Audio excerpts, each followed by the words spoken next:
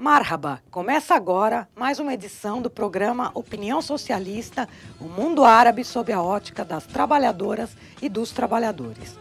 Nesta edição, fora da realidade, na ONU, Temer defende 2 estados para a questão palestina.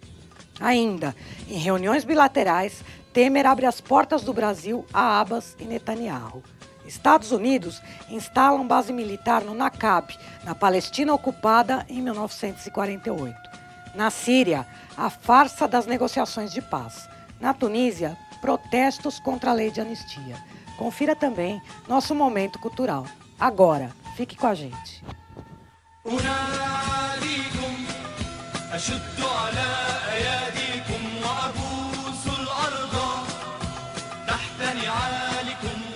Em Nova York, na última terça-feira, como já é tradição, o Brasil abriu a Assembleia Geral das Nações Unidas.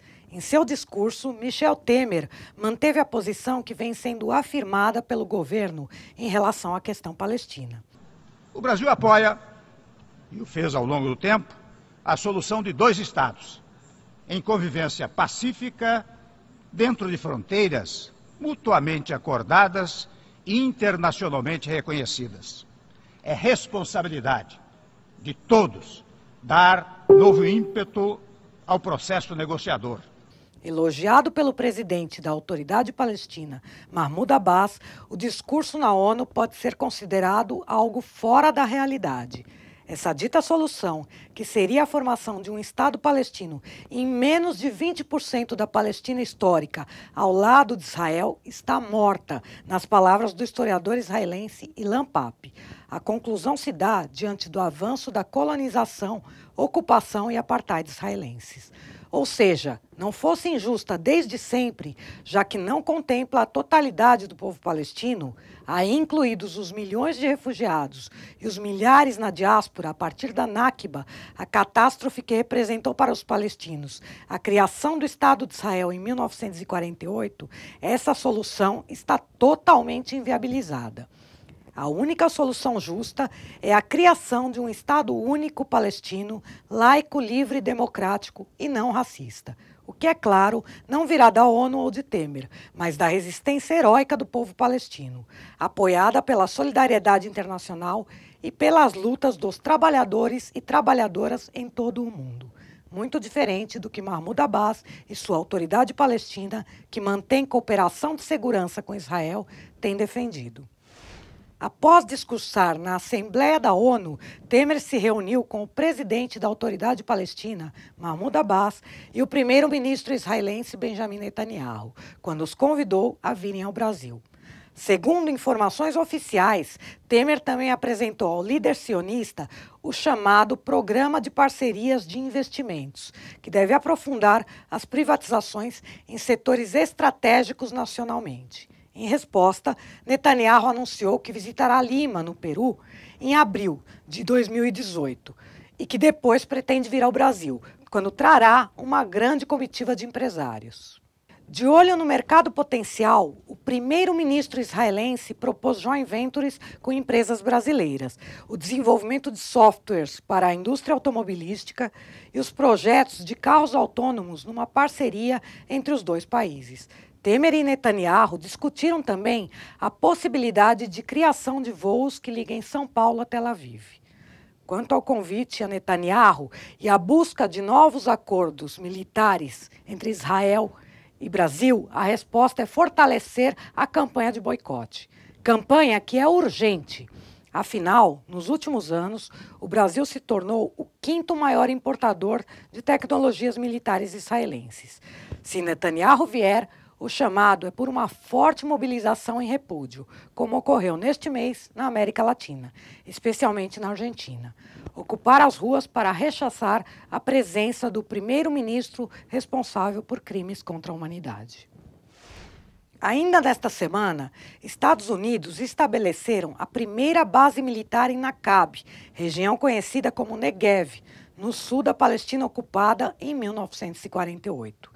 A base receberá dezenas de soldados que vão operar sistemas de defesa de míssil. Para militares israelenses, um recado aos que consideram inimigos. Mais uma ação da ocupação israelense em aliança com o imperialismo. Em Naqab, segue a expulsão de palestinos e demolição de suas casas. Uma delas foi destruída nesta semana por Israel pela 8ª vez. As negociações de paz promovidas pela Rússia se revelaram uma farsa. A própria Rússia bombardeia as áreas definidas como zonas de segurança. Quem conta é o jornalista sírio Vittorio Shams. Olá, o que aconteceu foi o seguinte. Em 14 de setembro, facções armadas da oposição síria se reuniram com o regime em Astana, capital do Cazaquistão, sob os auspícios da Rússia, da Turquia e do Irã.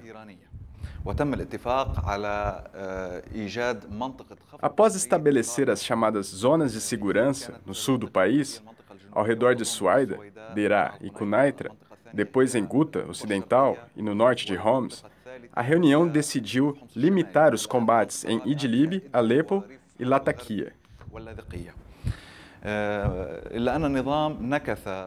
No entanto, o regime não cumpriu o acordo.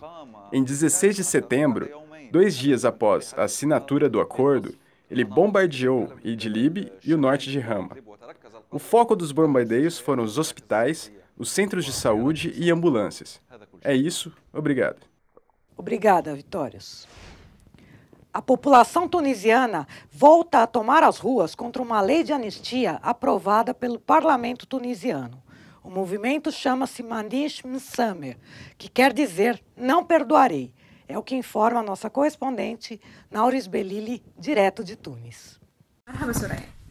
Então, dia 14 de setembro, Tunísia aboliu uma diretiva do Ministério da Justiça que proíbe o casamento entre um homem não muçulmano e uma mulher tunisiana. Mas um dia antes, a notícia não foi boa. Por quê? O parlamento aqui aprovou uma lei que fornece amnistias para muitos atos sérios da corrupção.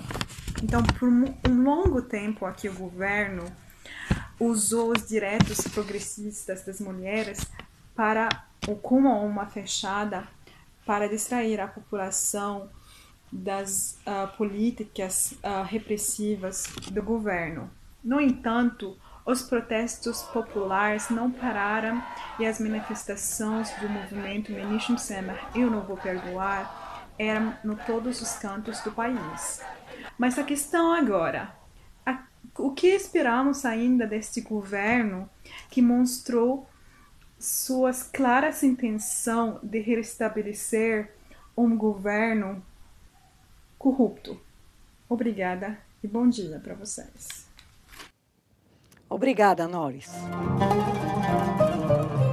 A Universidade de Birzeit, na Palestina ocupada, está entre as melhores do mundo.